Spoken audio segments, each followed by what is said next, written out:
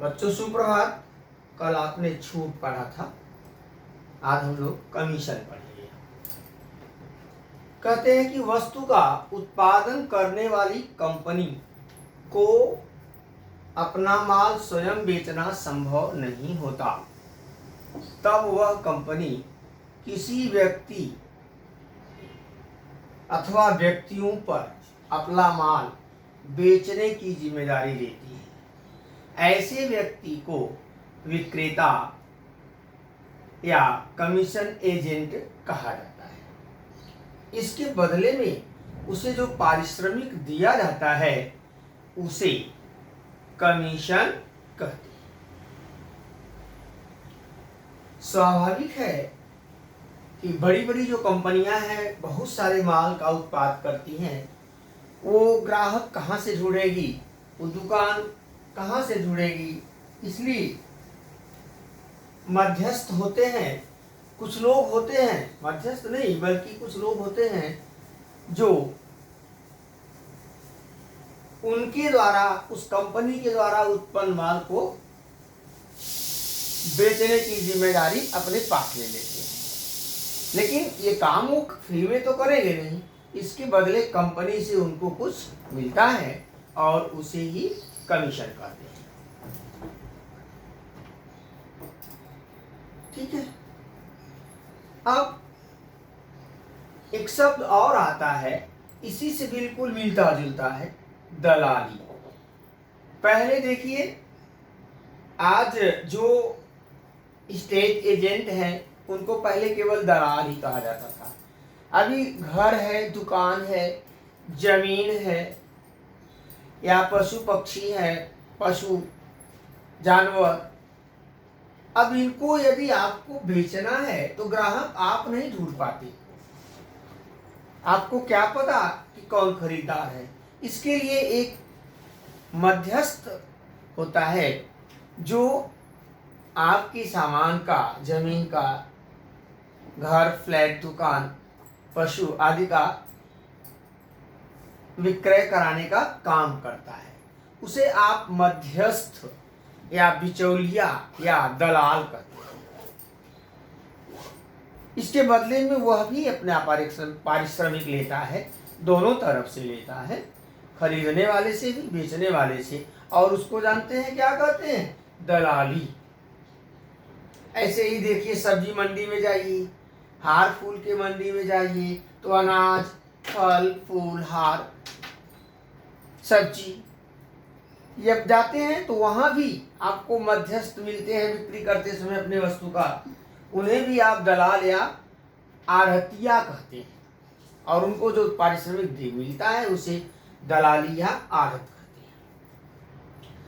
बात आती है बात अब रिबेट की।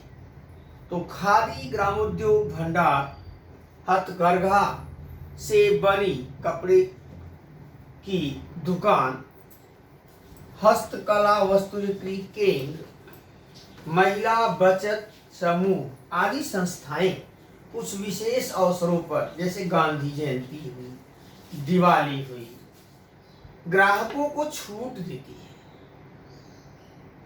अब वो तो ग्राहकों को खादी भंडार ने छूट दे दिया, अब उसको कहां से मिलेगा उसकी पूर्ति? तो उसकी पूर्ति शासन द्वारा होती है और उसे रिबेट कहते हैं। इनकम टैक्स भरने वाले व्यक्ति, ध्यान दें, आयकर भरने वाले, आयकर इनकम टैक्स, जिन व्यक्तियों की आय निश्चित सीमा तक होती है उन्हें आयकर में छूट मिलती है, और आयकर की इस छूट को भी रिबेट कहते हैं। याद रखें, कमीशन, दलाली तथा रिबेट ये प्रतिशत में दिया जाता है, इन्हें हम प्रतिशत में ही दर्शाते हैं। प्रश्न संग्रह 9.2 का प्रश्न 1, जॉन ने एक प्रकाशक की 4,500 रुपए की पुस्तकें बेची। इसके लिए उसे 15% कमीशन प्राप्त हुआ। तो जॉन को प्राप्त कुल कमीशन कितना है? यह ज्ञात करने के लिए रिक्त चौखट में उचित संख्या लिखिए। अब प्रश्न है कि जॉन ने कितने रुपए की पुस्तकें बेची, तो पुस्तकों का विक्रय मूल्य बराबर 4,500 रुपए। कमीशन की दर 15%, इसलिए प्राप्त कमीशन बराबर 15/100 गुणे 4500। अब ये 2 शून्य से कटेगा, बचेगा 15 गुणे 45। 15 पचे 75, 15 चौक 60, 7 67। आपसे मैंने कहा कि कमीशन हमेशा प्रतिशत में दिया जाता है। अब इसलिए प्राप्त कमीशन कितना होगा? 675 रुपए। जब आपको चौखट दिया रहे तो आप उसका उचित ढंग से उपयोग करेंगे। कहाँ किस बॉक्स को भरना है इसका विशेष ध्यान रखेंगे।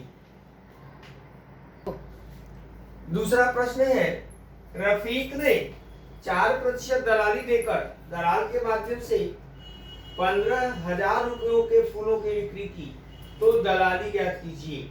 रफीक को प्राप्त होने वाली राशि ज्ञात कीजिए। फूलों की बिक्री में रफीक ने दलाली कितनी दिया? 4%। कितने रुपए का फूल बेचा? अर्थात फूलों का विक्रय मूल्य 15,000 रुपए।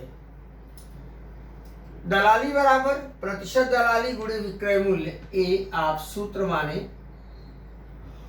जैसे आपने क्या कहा था, छूट बराबर प्रतिशत छूट गुणे विक्रय मूल्य। तो 4/100 गुणे 15,000 बराबर 4 गुणे 150। दलाली बराबर 600 रुपए। रफीक को प्राप्त होने वाली राशि, हमने कहा था ना कि दलाली विक्रय मूल्य पर भी दी जाती है, बराबर विक्रय मूल्य ऋण दलाली 15,000 ऋण 600 बराबर 14,400 रुपया। बेचा फूल 15,000 का, लेकिन उसके हाथ में आई रकम रुपया 14,400। प्रश्न 4, उमा दीदी ने खादी भंडार से निम्न वस्तुएं खरीदी। नंबर 1, प्रति नग 560 रुपए अंकित मूल्य की 3 साड़ियां। नंबर 2, 90 रुपए प्रति बोतल की दर से शहद की 6 बोतलें। तो इस खरीदी पर उसे 12% रिबेट प्राप्त हुआ। तो उमा दीदी को वस्तुएं कितने रुपए में प्राप्त हुई? पहली बात, प्रश्न 3 हमने नहीं लगाया, आप स्वयं करेंगे, क्योंकि प्रश्न 3 बिल्कुल प्रश्न 2 जैसा है। अब प्रश्न 4 की बात करते हैं। तो उमा दीदी ने क्या खरीदा? 3 साड़ी और शहद की 6 बोतलें। तो 3 साड़ियों का कुल मूल्य बराबर 3 गुणे 560, क्योंकि एक साड़ी कितने रुपए की थी? 560 रुपए की। तो ये 1680 रुपए हो गया। शहद की 6 बोतलें और एक बोतल का मूल्य 90 रुपया। तो शहद की 6 बोतलों का मूल्य 6 गुणे 90 बराबर 540 रुपया। खरीदी गई वस्तुओं का कुल मूल्य, यानी कुल कितना रुपए की वस्तु खरीदा? 1680 धन 540 बराबर 2,220 रुपए। अब इस पर उमा दीदी को 12% रिबेट मिला। तो पहले हम रिबेट निकालें। तो कुल रिबेट बराबर कुल मूल्य, कौन सा मूल्य? खरीदी मूल्य गुणे रिबेट की दर बराबर 2,220 गुणे 12/100 बराबर 1 शून्य, आपका 1 शून्य कट दिया। 222 गुणे 12/10 2,664/10। 10 से भाग देते हैं तो दशमलव एक स्थान बाई तरफ आता है। तो रिबेट बराबर 266.4 रुपया। अब इस रिबेट को हटा करके, यानी उमा दीदी ने कितना दुकानदार को दिया, तो दीदी द्वारा देने वाली या देय राशि बराबर खरीदी मूल्य ऋण रिबेट बराबर 2,220 ऋण 266.40। तो दीदी ने कुल कितनी राशि दिया? 1,953.60 रुपए। गो। प्रश्न 5। प्रश्न है,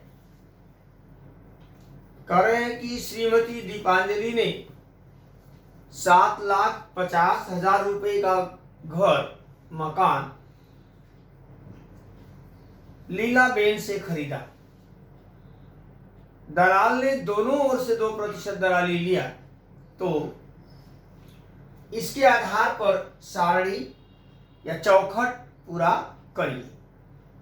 पहला कॉलम है, पहले आप ये समझ लीजिए, दलाली दोनों तरफ से दलाल ले लिया। इसका मतलब कि दीपांजलि ने खरीदा तो दलाली उन्होंने भी दिया, और लीलाबेन ने बेचा तो दलाली लीलाबेन ने भी दिया। याद रखें, कोई वस्तु खरीदते समय दलाली जोड़ दी जाती है। यदि आप कोई वस्तु किसी दलाल के माध्यम से खरीदते हैं तो दलाली उस मूल्य पर, यानी क्रय मूल्य धन दलाली, और जब आप कोई वस्तु, कोई घर, कुछ भी प्रॉपर्टी खरीदते हैं, बेचते हैं, तो दलाली उसमें से घटा दी जाती है। यही कॉन्सेप्ट यहाँ ध्यान देना। तो पहला है, श्रीमती दीपांजलि ने खरीदने के लिए कितनी दलाली दी होगी? 2%। कितने में खरीदा? 7,50,000। तो रुपए 7,50,000 गुणे 2/100। हमने कहा दलाली प्रतिशत में होती है। अब अगर आप यहाँ कैलकुलेट करें तो ये 2 शून्य 2 शून्य कट गया। 7,500 में 2 का गुणा करेंगे तो 15,000 दलाली दी। तो दीपांजलि ने घर खरीदने के लिए कितनी दलाली दी? रुपया 15,000। कैसे? ये खरीदी मूल्य है गुणे प्रतिशत दर। दूसरा, लीलाबेन ने मकान बिक्री यानी बेचने के लिए कितनी दलाली दी? जितनी दलाली दीपांजलि ने वह मकान खरीदने के लिए दी, उतनी ही दलाली लीलाबेन को मकान बेचने के लिए भी देना होगा। तो कितनी दलाली देगी? 15,000 रुपया। 15,000। दलाल को क्या मिला? दीपांजलि ने 15,000 दलाली दिया और लीलाबेन ने दिया, तो इस व्यवहार में दलाल को डबल दलाली मिली। तो दलाल को इस व्यवहार में कुल 15,000 धन 15,000 था, 30,000 रुपए की दलाली प्राप्त हुई। अब यही बात समझिए जो मैं कह रहा था कि श्रीमती दीपांजलि को वो मकान कितने में पड़ा, क्योंकि इन्होंने खरीदा है। हमने कहा खरीदते समय दलाली जोड़ दी जाती है। तो मकान का क्रय मूल्य है 7,50,000 रुपए, दलाली है 15,000 रुपए। अब 7,50,000 में 15,000 जोड़ देंगे तो ये 7,65,000 हो जाएगा। ठीक है।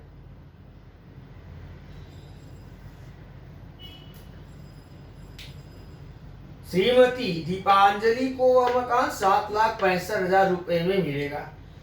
अब आखिरी सवाल, श्रीमती लीलाबेन को मकान बेचकर क्या मिला? मकान बेचा था कितने में इन्होंने? 7,50,000 में। दलाली कितना दलाल को दिया? 15,000। याद रहे उसी में से दलाली दे रही है, अलग से नहीं। तो यह क्या रिजल्ट मिला? 7,35,000 रुपया। तो आप समझ सकते हैं। अब तो सवाल समझ में आई कि खरीदते समय दलाली जोड़ेंगे और बेचते समय वही दलाली घटा देगी। आपका प्रश्न संग्रह 9.2 समाप्त हुआ। प्रथम सत्रांत परीक्षा के पहले का पूरा पोर्शन समाप्त हुआ। प्रकीर्ण प्रश्न संग्रह इस साल आपको नहीं करना